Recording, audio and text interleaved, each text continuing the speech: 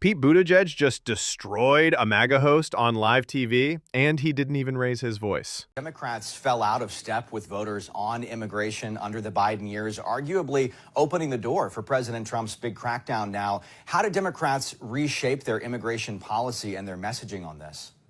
Look, I was part of the last administration. I do believe that there should have been action quicker and a more immediate understanding of how important it was to deal with the issues at the border. But I will also say that President Biden's executive action changed all of that. I think the Democratic Party now needs to take a hard look at why there's been so much concern around the border for many years and what it would take to have true immigration reform. In 2019, you said you supported decriminalizing illegal border crossings. Is that still your position? You know, I view that differently now that I saw the extreme pressure that border communities faced in the years since. There's a lot of things that look different about a decade later, and this is one of them. Americans are often frustrated by the slow and ineffective pace of government, but Donald Trump and the Republicans seem to be getting things done very quickly. The president has already delivered on many of his campaign promises. How do you counter that? Well, doing something quickly is not the same as doing the right thing. He came in, said he was going to cut prices on day one. Instead, prices went up when he started talking about tariffs on day one.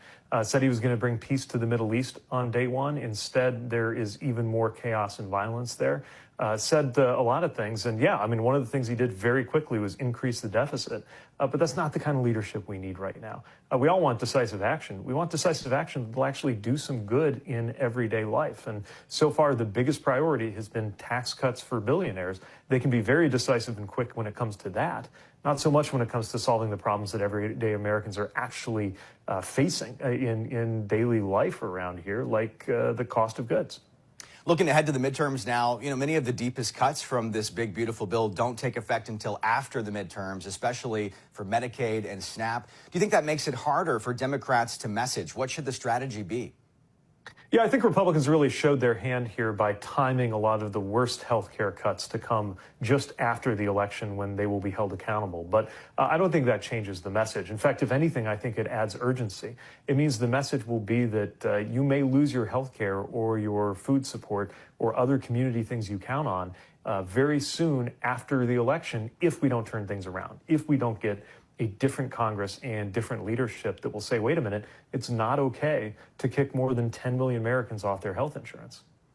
There's some new reporting just out from Axios saying that Democrats, the Democratic base, Democratic voters really want to see some more action from their leaders. They really want politicians to get down and dirty, to kind of stoop down to the level that they say Republicans are going. Do you believe that should kind of be the approach? Do you want to see Democrats get feistier?